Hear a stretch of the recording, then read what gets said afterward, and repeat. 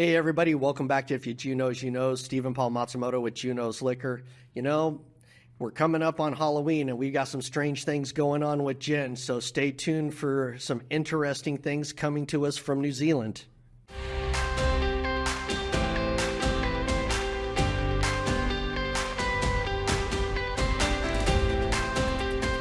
Hey everyone, Stephen Paul Matsumoto with Junos Liquor. Today I've got Rhys Julian with Strange Nature, and he's going to tell us a little bit about some interesting things that he's been doing down in New Zealand and bringing into the United States. So, Rhys, how did you get started in the liquor industry, first of all? Or the adult beverage industry, shall we say? Yeah. Look, Stephen, firstly, thanks for the invite. No, my pleasure. Thank you. A 14-hour flight from New Zealand to the US, it's a long way to come to be on your show, but... Well, we appreciate it very much. Yeah, it's good to finally be here in the Lone Star State. I kicked off my career around about 20 years ago. Okay. And it was really an apprenticeship into brands and adult beverages. And that started actually with a couple of American brands, both Coca-Cola, and then I progressed into working with Jim Beam brands. Oh, so I got a great sort of initiation by fire. There you go. Best way to learn is to jump into the deep end, right? That's it. I mean, I'm unsure what their HR policies are now, but it's learn quick, sink or swim. Sink or swim, yeah. So, before we jump into Strange Nature, what prompted you to come up with the brand? And you're doing some really interesting things with how you produce it. So There's a very eco-friendly aspect to it, from what I understand. Yeah, they're great questions. And I'm conscious of time, and New Zealanders do like to talk, so I won't be too elongated with my answers. No worries. I think when you've represented big brands over a number of years, like I have back in New Zealand and internationally, you sort of want to give something a go yourself.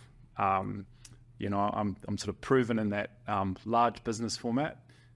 So the idea of starting something in its infant stage and building it into something great is something I've always wanted to do. I'm from New Zealand, of course, and up the road I've got friends in Marlborough, which is that rock star winemaking region out of New Zealand. And I'd heard back in sort of pre-pandemic times around 2020 that they were spinning the Sauvignon Blanc spirit out of their wine.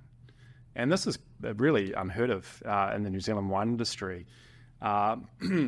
And so I got a tip off, and I headed down to the winery, and I asked the winemakers, could I try the spirit that you're removing from the wine? I'm intrigued to see if that held all the flavors of Sauvignon Blanc as we know it. And it was one of those light bulb moments, or you know. Yeah.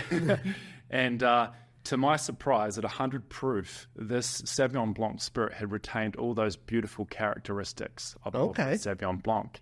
And for me, that was the starting point of where the brand was hatched.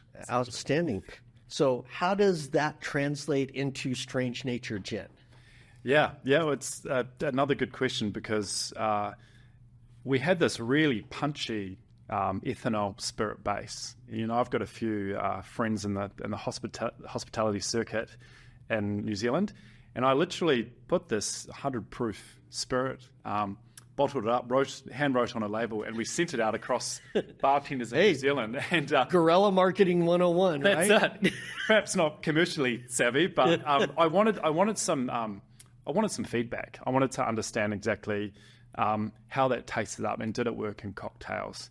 And the response was amazing. They used it in all sorts of drinks, from spritzers, to your classic Tom Collins, Clover Clubs and the like.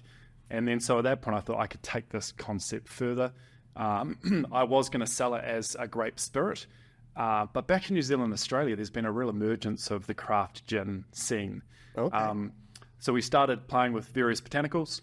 I think we're upwards of 12 to 13 of your classic botanicals: Angelica root, orange peel, of course juniper. We landed on one. Okay. So we're a one botanical gin. Very cool. And which did you land on? Well, as you know, for it to be defined as a gin, it needs to be juniper. Okay. So we've got, that punchy spirit base that we then distill with just one botanical, almost sort of reverse engineered. We believe the shining star for us is in the base spirit, and it's full disclosure around where that base spirit comes from. We buy a byproduct from our friends at Geeston Wines, and what comes with that is traceability back to a vineyard, the row in the vineyard, and I think that's a cool part to our brand. That traceability. Yeah, that's a really unique thing. I know traceability, especially in global trade, is a huge thing. Not only from an environmental standpoint, but also people want to know where their products are being made now, and they want to know the story behind it, not just, okay, I've got this end product, but I don't know anything about it. 100%. When my wife and I in New Zealand do our grocery shopping, and we've got local produced garlic as an example, which is 3 times the price of, say, some large volume of garlic sourced from overseas. Yep. We're just going to pay a higher price because we really value local. Very cool. Yeah. Farm to table, but with wine. Or gin, I should say. That's it. No, you're bang on, because we talk to grape to glass. There we go. And that's working really well for us. Outstanding. Well, I'm really excited to try the cocktail you're going to make for us. I think you're doing a twist on the French 75, if I remember correctly, a Marlborough 75. Yeah.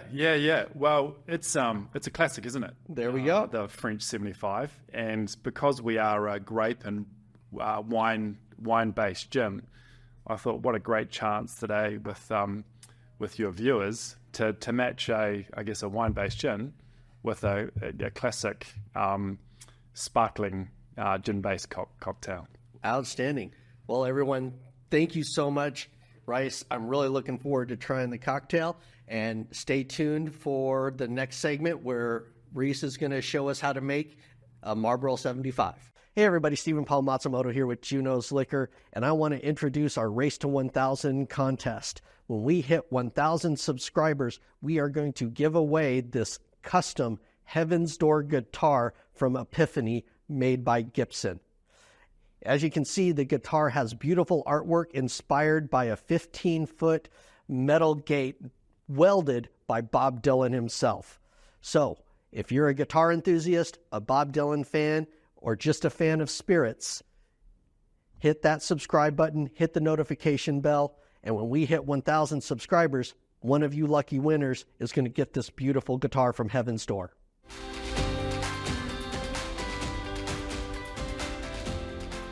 Welcome back, everybody. As you know, we've been talking about Strange Nature Gin, and Rhys is going to demonstrate what he has dubbed the Marlborough 75, a twist on a classic French 75. So take it away, boss. I'm looking forward to trying this. No pressure, Steve, of course. And full disclosure, as part of a shareholder and general manager of a small distillery back in New Zealand,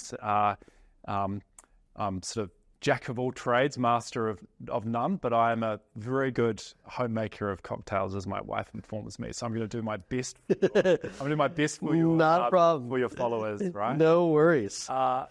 We'll make sure to put detailed instructions in the description at the bottom of the video for people to go in and get the step-by-step. Yeah, for sure. So why the choice of a French 75? Well, a French 75 very much has a grape base via the sparkling wine ingredients. And because Strange Nature also comes from a grape base, I thought that connection of the two was a perfect fit. Awesome.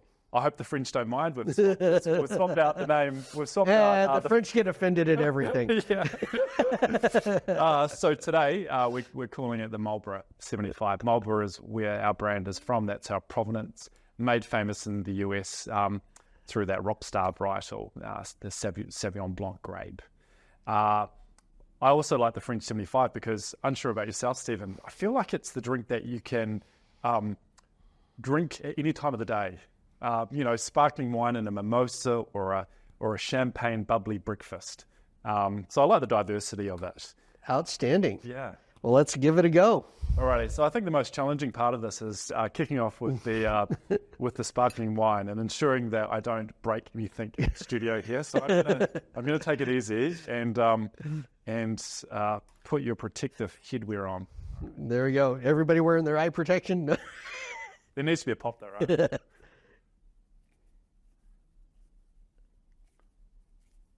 we go. There we go. Look at that.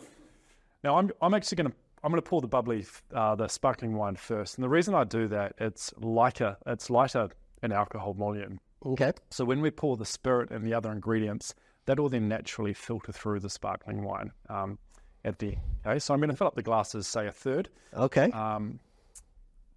And actually, that also gives me time for the head to reduce in the glass.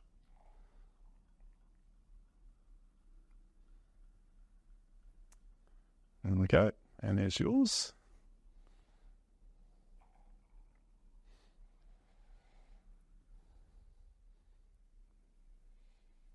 A couple of even pours there, Stephen. Outstanding.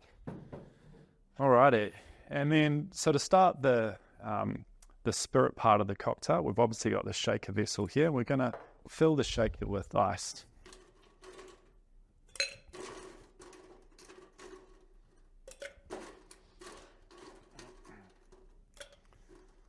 Lots of ice. You know, coming from New Zealand, we've just come out of our winter, and I found the temperatures here in Texas definitely a little bit hotter than home. So this is super refreshing. Lots of ice. So we'll start off with Strange Nature Gin. Strange Nature is packed full of flavors.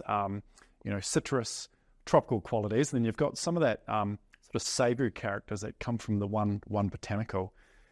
We're going to put 2 ounces. We're making 2 drinks, so it would usually just be 1 ounce per drink. There we go. 1, 2. And then we want to bring balance to it. So we've got 2 ingredients here. We've got both a sugar syrup, I think you might call it simple syrup around these parts, and then also a fresh lemon juice. For each of those, we're going to add 1 ounce. All right. So about, let's say 50% of the spirit content that we put in.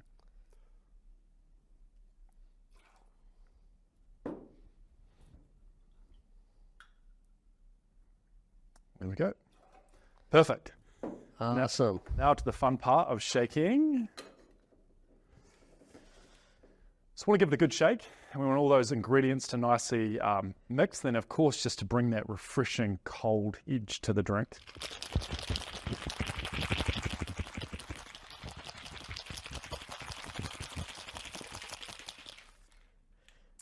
Reminds me of that old 80s movie Cocktail with Tom Cruise. Oh, yeah.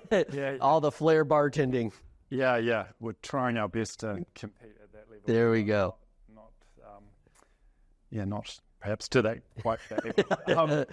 Now, an important part to this is we need to double strain it, or else we'll have ice shards and the like floating through. So we've actually got a second strainer here.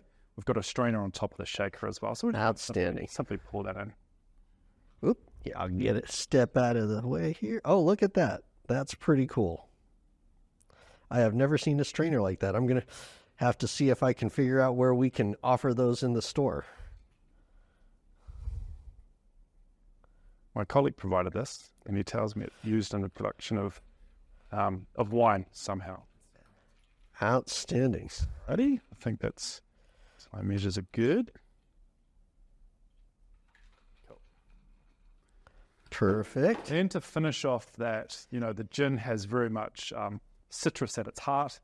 We've added the sugar lemon base, and then we're going to garnish it with some lemon peel. Outstanding. There's one. A bit of do its thing around the rim of the glass there. I'll do it. Nice little lemon twist. Good. Pop that in. There we go. There's a Marlborough 75. Outstanding. Strange Nature Gin. Awesome. Right. Cheers. Thank you so much. We really appreciate you traveling all the way from New Zealand to be on the show. And everyone, if you Junos, you know. Cheers. Cheers. Hey everybody, Stephen Paul Matsumoto here with Junos Liquor, and I just wanted to make sure that all of our bar and restaurant owners know that Junos does have our LP permit to do Class B sales and make sure that you get your TABC stamps on all of your bottles. We have some penetration pricing models so that we can be highly competitive against some of our larger competitors, and you get the cell phone number of an owner, not an 800 number to a customer service line.